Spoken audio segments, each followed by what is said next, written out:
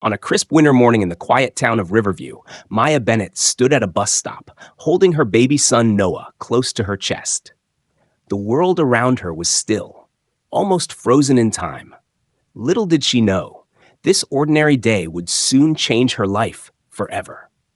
Before we dive deeper into Maya's journey, make sure to hit the subscribe button and turn on notifications so you never miss an exciting story. Your support helps us create more content just like this, and we'd love to have you along for the ride. Now let's continue. The winter morning in Riverview was unusually cold, with frost clinging stubbornly to the sidewalks and a soft mist hanging in the air. Maya Bennett clutched her son, Noah, closer to her chest as the icy wind bit at her cheeks. Wrapped in a thick scarf and a faded winter coat, she tried her best to keep the infant warm.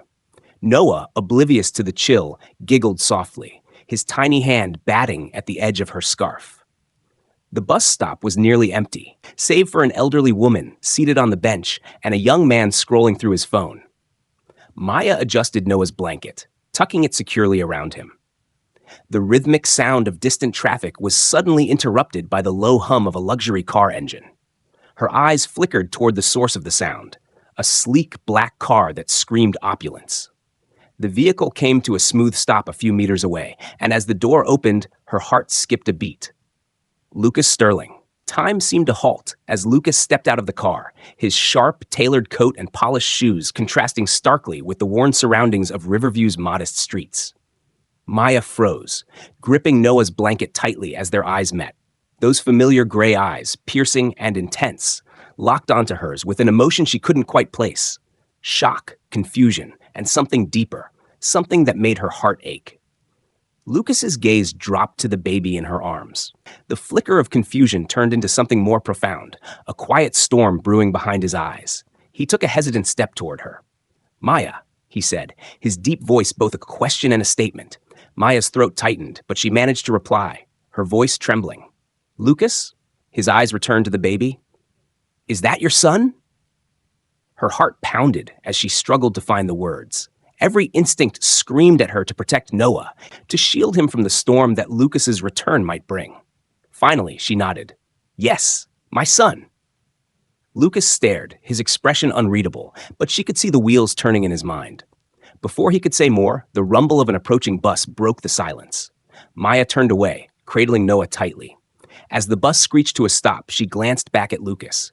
His eyes were still on her, his brows furrowed in thought. She climbed aboard the bus, finding a seat by the window. As it pulled away, she caught one last glimpse of Lucas standing there, his hands in his coat pockets, his gaze now fixed on the retreating bus. Maya closed her eyes and let out a shaky breath. The past she thought she had left behind was no longer behind her.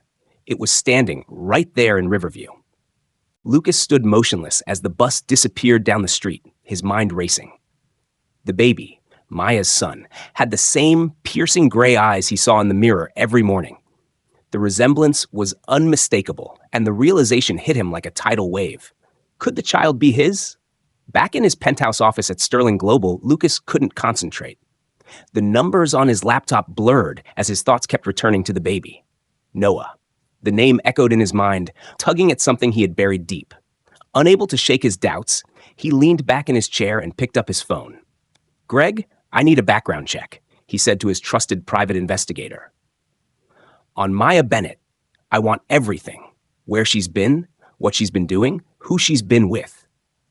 It didn't take long for Greg to report back. The findings were unexpected and painful. Maya wasn't married, as she had claimed. She had been raising her son alone, working as a freelance artist, barely making ends meet. The mention of her financial struggles tightened Lucas's chest. He stared out the floor-to-ceiling windows of his office, the bustling city below a stark contrast to the quiet despair he imagined Maya enduring. The image of her at the bus stop, cradling the baby with such tenderness, flashed in his mind. If Noah was his son, why had she lied?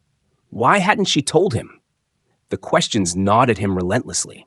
Lucas knew he couldn't leave things as they were. He had to know the truth, and for that, he would need to confront Maya again. This time, there would be no running away, no half answers. He needed to know if the boy with his eyes was the son he never knew he had. The knock on Maya's door was firm and unrelenting, echoing through her modest apartment. She froze mid-step, her heart pounding. She wasn't expecting anyone, and the memory of seeing Lucas earlier that day still lingered heavily in her mind. Holding Noah protectively against her shoulder, she hesitated before walking toward the door. When she peered through the peephole, her breath caught. Lucas. He stood there, his tall frame commanding the narrow hallway, his coat open just enough to reveal the sharp suit underneath.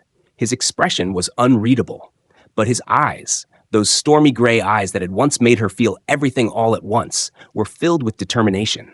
Reluctantly, Maya unlocked the door and opened it just enough to face him. "What are you doing here, Lucas?" she asked, her voice steady despite the turmoil inside her. "I need answers," he said without preamble. His voice was firm, but there was an edge of vulnerability she hadn't expected.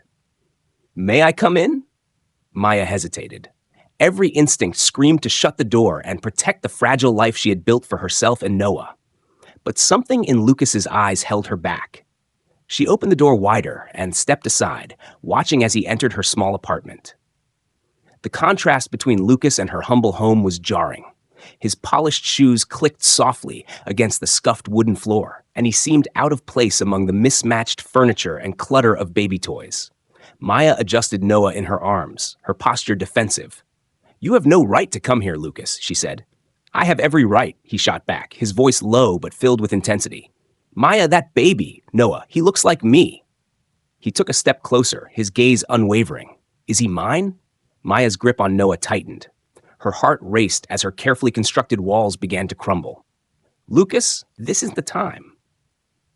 "Don't deflect," he interrupted, his voice softening. "I need to know. Please." The vulnerability in his tone was her undoing. Tears welled in her eyes as she turned away, unable to meet his gaze. "Yes," she finally admitted, her voice barely above a whisper. "He's your son." The silence that followed was deafening. When she turned back, Lucas's eyes were glistening, his expression a mixture of heartbreak and awe. He took another step closer, his hand trembling slightly as he reached out to touch Noah's tiny hand. The baby, sensing no threat, cooed and grasped Lucas's finger. "I can't believe it," Lucas murmured, his voice thick with emotion. "All this time, I had a son, and I didn't know." Maya wiped at her tears, her voice breaking. "I didn't tell you because I didn't think you'd care. You were so focused on your company, your ambitions. I didn't want Noah to be a burden to you." Lucas looked at her sharply. "A burden? Maya, he's my son. How could you think that?" "Because you left," she cried, her voice filled with years of bottled-up pain. "You left me, Lucas. I begged you to choose us, but you chose your work, your empire. I couldn't let Noah grow up feeling second best." Lucas's shoulders sagged under the weight of her words. "I made a mistake," he admitted, his voice breaking. "I was scared of failing you, failing as a husband and a father. But I'm here now, Maya. I want to be part of his life." Maya's emotions warred within her. Part of her wanted to believe him, to let him in. But the scars of the past were still too fresh. "It's not that simple, Lucas," she said quietly, her voice filled with both hope and fear. Before either of them could say more, a sharp knock sounded at the door, breaking the tension like glass shattering. Maya stiffened, dread flooding her veins. She already knew who it was before she even reached the door. Whispering to Lucas, "Stay here," she gently placed Noah in his playpen and walked toward the door with trembling hands. When she opened it, her fears were confirmed. Victor Langston stood there, his tall, imposing figure filling the doorway. His sharp suit and icy smirk were as cold as the winter air outside. "Maya," Victor drawled, his voice smooth but laced with menace. His eyes flicked over her shoulder, narrowing slightly when he spotted Lucas standing in the living room. "Well, this is unexpected. Lucas Sterling, isn't it?" Lucas's expression hardened as he approached the door. "And you are?" "Victor Langston," he replied, extending a hand that Lucas pointedly ignored. Victor's smirk deepened as he stepped inside uninvited. Maya's stomach churned. "Victor, this isn't a good time," she said quickly, trying to usher him out. Victor ignored her, his predatory gaze settling on Lucas. "I see you've reunited with Maya. How touching." His tone was mocking, each word dripping with malice. "What do you want?" Lucas asked, his voice cold. Victor's smirk widened. "Oh, I'm just here to remind Maya of our arrangement. You see, she owes me quite a bit, and I'm not a patient man." Maya felt the room spin as Victor's words hung in the air. Lucas's sharp gaze shifted to her. What is he talking about? Victor leaned against the wall, enjoying the discomfort he was causing. Poor Maya had to turn to me for a little financial assistance when things got tough. Isn't that right? Stop, Maya said, her voice breaking. Victor ignored her, his eyes gleaming with cruel amusement. But of course, I don't lend money for free. Maya and I have an understanding. Don't we, sweetheart? Lucas stepped forward, his towering presence overshadowing Victor's smug demeanor. Get out, he ordered, his voice low and dangerous. Victor's smirk faltered briefly, but he straightened, adjusting his suit. Fine, he said smoothly, heading toward the door. Before leaving, he turned back to Maya. You can't escape, Maya. You know that. When the door finally closed behind him, Maya collapsed onto the nearest chair, her face buried in her hands. Lucas crouched in front of her, his voice soft but firm. Who is he, Maya? What has he done to you? Tears streamed down her face as she whispered, I borrowed money from him to support Noah. I didn't have a choice. Lucas's jaw tightened, his hands curling into fists. You're not alone anymore, he promised, his voice filled with resolve. We'll deal with him. Together. The silence in the apartment was thick, broken only by the occasional soft cooing of baby Noah in his playpen. Lucas knelt in front of Maya, his eyes scanning her face, his jaw clenched. Tell me everything, he said quietly but firmly. Maya wiped her tear-streaked cheeks, her voice trembling as she began. After you left, I did everything I could to make ends meet. Art commissions here and there, odd jobs when I could get them, but it wasn't enough. She looked at Noah, her voice breaking. When I found out I was pregnant, I was terrified. I didn't know how I'd do it alone, but I couldn't give him up, Lucas. Her words hit Lucas like a punch to the gut, guilt settling deep in his chest. He nodded for her to continue. When Noah was born, things got harder. The bills piled up and I was desperate. That's when I met Victor Langston. Maya's hands tightened into fists on her lap. He promised to help, no strings attached, he said. But that was a lie. The money came with conditions I didn't fully understand until it was too late. Lucas's expression darkened. What kind of conditions? Maya hesitated, her voice barely a whisper. He expects me to repay him. Everything, with interest. And if I can't, she shuddered, unable to finish the sentence. Lucas stood abruptly, pacing the small living room, his hands balled into fists. You should have come to me, he said, his voice low but brimming with anger. Not at her, but at himself. I could have helped you. Maya stood too, her voice rising. How, Lucas? You weren't there. You made it clear your career was more important than anything else. Why would I think you'd care about me or Noah? Her words struck a nerve, and Lucas stopped pacing, turning to face her. You're right, he admitted, his voice soft but resolute. I failed you. I failed both of you. But I'm here now, Maya, and I'm not going to let him hurt you or our son. Maya's defenses wavered as she saw the sincerity in his eyes, but fear still clung to her. Victor doesn't play fair, Lucas. He's dangerous. Lucas's expression hardened. Then we'll outsmart him. He reached for her hands, holding them tightly. You're not alone anymore. I'll make this right, I promise. As his words settled over her, Maya felt a sliver of hope pierce through her fear. The next morning, Lucas arrived at his office with a singular focus, to uncover everything about Victor Langston. He immediately called Nathan, his sharp and resourceful assistant, into his office. I need a deep dive on Victor Langston, Lucas said, pacing in front of the floor-to-ceiling windows. Every business deal, every shady connection, leave no stone unturned. Nathan nodded, his expression serious. Understood, Mr. Sterling. I'll get on it right away. As Nathan left, Lucas sat down and stared at his phone. He wanted to call Maya to reassure her again that they would handle this. Instead, he texted her, Stay strong. I've got this. Meanwhile, at Maya's apartment, things were far from calm. A package arrived at her door. No return address. Inside was a single piece of paper with bold, threatening words scrawled across it. You can't hide. Pay up or else. Maya's hands shook as she read the note. The phone rang moments later, and she jumped, her nerves frayed. When she answered, Victor's smooth, mocking voice greeted her. Did you get my little message, Maya? Leave me alone, she snapped, clutching the phone tightly. Victor chuckled darkly. You know I can't do that. You owe me, sweetheart, and I always collect. But maybe Lucas Sterling will be kind enough to pay your debts for you. That is, if he doesn't mind a little scandal. Maya's breath caught. What are you talking about? Oh, haven't you seen the news? Victor said, feigning surprise. Check the morning headlines. With a click, he ended the call. Panic rising, Maya opened her laptop and navigated to a news site. Her stomach dropped as she read the headline, Sterling Global CEO involved with mysterious woman linked to debt scandal. Below it was a photo of Lucas at her apartment door. Her phone buzzed again, this time with a call from Lucas. She answered immediately, her voice shaking. Lucas, the news. I saw it, he interrupted, his tone calm despite the chaos. Don't worry about it. This is Victor's doing, but he's just showing his hand. It gives us more to work with. Lucas, I don't want you dragged into this, Maya said, tears threatening to fall. I'm already in it, Maya, he said firmly, and I'm not backing down. Nathan's gathering evidence as we speak. Victor's made a mistake by going public. Now we can expose him for who he really is. Despite her fears, Maya felt a flicker of relief. Lucas sounded so sure, so confident. For the first time in a long time, she didn't feel entirely alone. Later that day, Nathan returned with a folder full of incriminating evidence. Victor Langston has been laundering money through shell companies and strong-arming clients into unfair contracts, he reported. If we play this right, we can take him down. Lucas's eyes gleamed with determination. Good work, Nathan. Keep digging. The more we have, the harder he'll fall.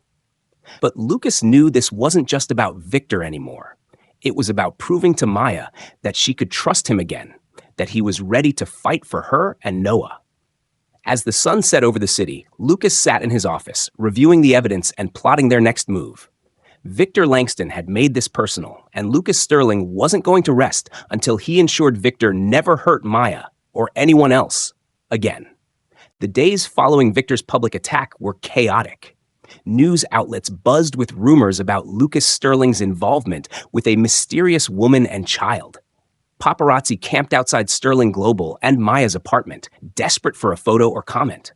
But while the outside world speculated, inside the walls of Sterling Global, a storm was brewing. Lucas sat at the head of the conference table in a closed-door meeting with his legal and PR teams. His assistant Nathan stood nearby, a stack of documents in hand. We need to address this head-on, one PR representative suggested. Release a statement denying any wrongdoing and distancing yourself from this woman. Lucas's eyes snapped to the man, his voice cold. Her name is Maya, and I will not throw her under the bus.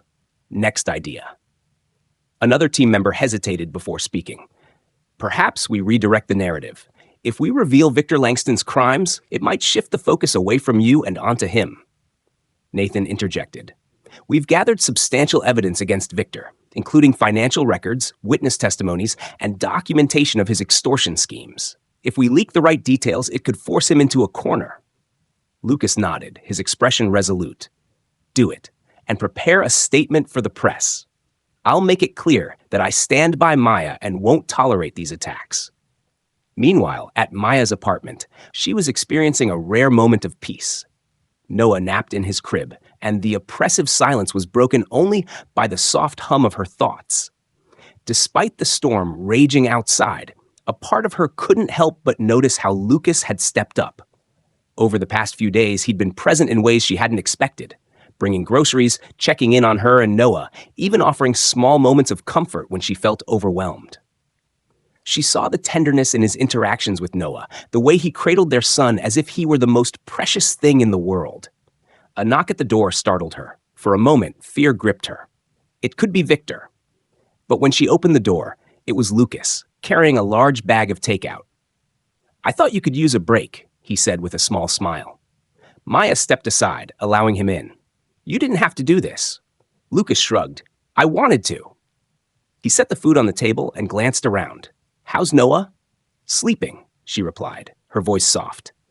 As they sat down to eat, the tension that had been lingering between them began to ease. They talked, really talked, for the first time in years.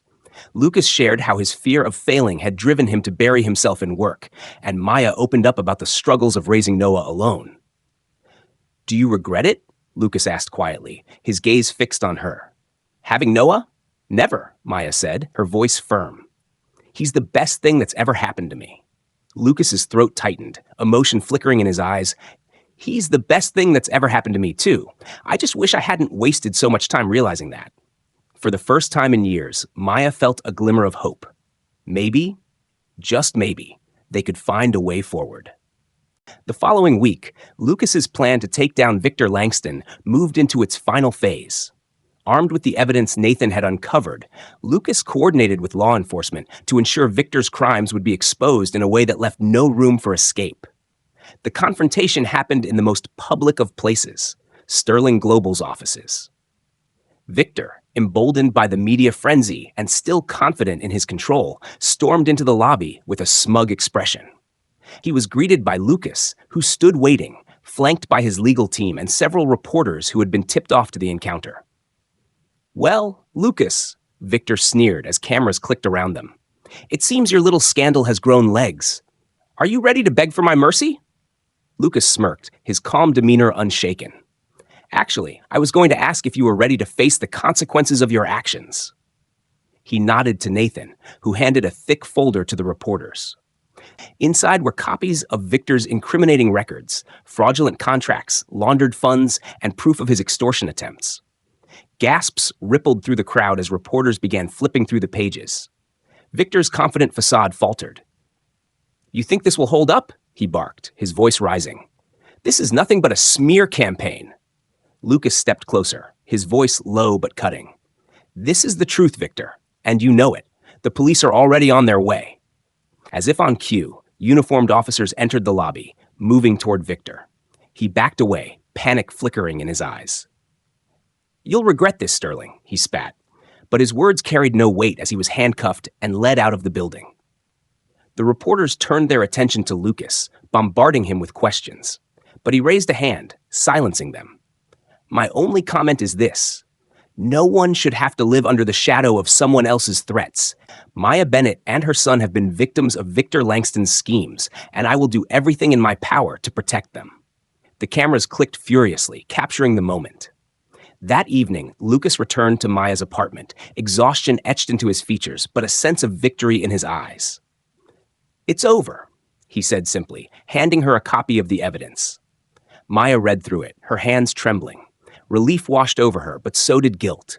"Lucas, I dragged you into this. You didn't drag me anywhere," he said, sitting beside her. "I chose to be here. For you. For Noah." Tears welled in Maya's eyes as she looked at him, truly seeing the man he had become. For the first time, she allowed herself to hope that maybe, just maybe, they could find a way to heal.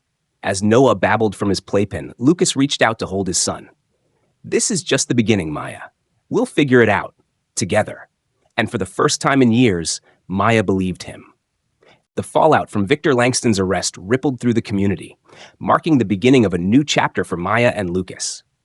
Victor's network of corruption unraveled publicly, and with his influence gone, the pressure on Maya eased. Yet, even with the storm behind them, the journey to mend their broken relationship had only just begun. Maya sat on the park bench, watching Noah toddle unsteadily on the grass. She smiled faintly as he let out a delighted squeal, clutching a dandelion in his tiny hands. But her heart was heavy.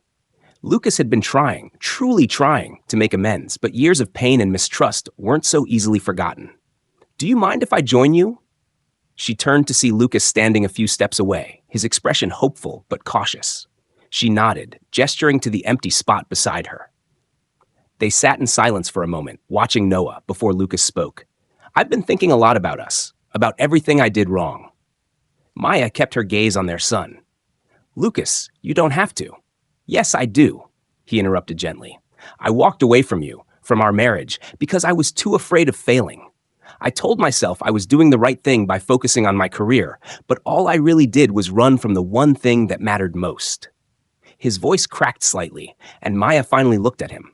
The vulnerability in his eyes startled her. This wasn't the polished, untouchable CEO she had once known. This was a man stripped of his armor, laying his heart bare. "I can't undo the past," he continued, "but I want to be here now, for Noah, for you. I know it'll take time, but I'm willing to do whatever it takes to earn your trust again." Maya's throat tightened. She wanted to believe him, but the wounds he'd left behind were still raw. "Lucas, it's not that simple. Trust isn't something you can just rebuild overnight." "I know," he said softly, "but I'm not going anywhere. I'll prove to you that I've changed, even if it takes the rest of my life." Maya didn't respond immediately, but as she watched Lucas stand and walk over to Noah, scooping him up with a smile, her walls began to crack. Maybe he really had changed. Months passed, and life began to settle into a new rhythm. With Victor gone, Maya finally felt safe enough to pursue her art without fear. Her commissions increased, and her confidence grew as she realized she was capable of building a stable life for herself and Noah. Lucas, true to his word, remained steadfast. He showed up every day, not just for Noah, but for Maya as well. He cooked meals, played with Noah, and even helped Maya turn her small art studio into a thriving business. Slowly but surely, he began to bridge the gap between them. One crisp autumn afternoon, the three of them found themselves at Riverview Park. The trees blazed with fiery reds and oranges, and the air was filled with the scent of fallen leaves. Lucas spread a blanket on the grass, and Noah crawled onto it, giggling as Lucas handed him a small toy airplane. Maya watched them from a distance, her heart swelling as she saw Lucas lift Noah into the air, spinning him around. The sound of Noah's laughter echoed, blending with Lucas's deep chuckle. For the first time in a long time, she felt a sense of peace. "Hey," Lucas called, waving her over. "You're missing all the fun." She smiled, walking over and sitting down beside him. Noah climbed into her lap, clutching his airplane tightly. Lucas leaned back on his hands, gazing at her with an expression she hadn't seen in years, one of pure, unguarded love. "Maya," he began, his tone serious, "I know we still have a long way to go, but I want you to know something. No matter what, I'm here. For you, for Noah, for us." Her eyes filled with tears as she looked at him. "You've already done more than I ever thought you would, Lucas. I see how much you've changed, and it means everything to me." He reached out, gently taking her hand in his. "I'll keep proving it, every day." As they sat there, their son playing happily between them, Maya felt something she hadn't dared to feel in years: hope. Their journey wasn't over, and there would undoubtedly be challenges ahead. But for the first time, they were facing it together, as a family. And in that moment, beneath the canopy of autumn leaves, the weight of the past lifted, replaced by the promise of a brighter future. In the quiet town of Riverview, where their story had begun, Lucas, Maya, and little Noah found themselves standing at the threshold of a new beginning. The scars of the past had not vanished, but they had softened, serving as reminders of the trials they had overcome and the strength they had discovered within themselves and each other. Lucas had learned to embrace fatherhood, finding joy in the smallest moments with his son. Maya, once burdened by fear and loneliness, had rediscovered her voice, her art, and her confidence. Together, they had forged a bond that was no longer defined by the pain of yesterday, but by the promise of tomorrow. As the sun dipped below the horizon, casting the park in a golden glow, Lucas took Maya's hand. She looked at him, her eyes reflecting a mix of love and cautious hope. "We may not have done everything right," Lucas said softly, "but we've been given a second chance, and I'm not going to waste it." Maya smiled, a tear slipping down her cheek. "Neither will I." And as Noah's laughter filled the air, the three of them stood together, a family strengthened by the storms they had weathered. Their path was far from perfect, but it was theirs. A journey of forgiveness, growth, and an unyielding belief in the power of love to heal and rebuild. Together, they walked forward, leaving behind the shadows of the past and stepping into a future filled with hope, hand in hand. Thank you so much for taking the time to listen to this entire story and watch the video. Your support means the world to us. If you enjoyed the journey of Lucas, Maya, and Noah, please don't forget to like the video, subscribe to the channel, and share it with your friends. Your engagement helps us continue to create content that you love. We truly appreciate each and every one of you for being part of this experience. Stay tuned for more stories, and we can't wait to bring you on our next adventure. Thanks again for being here.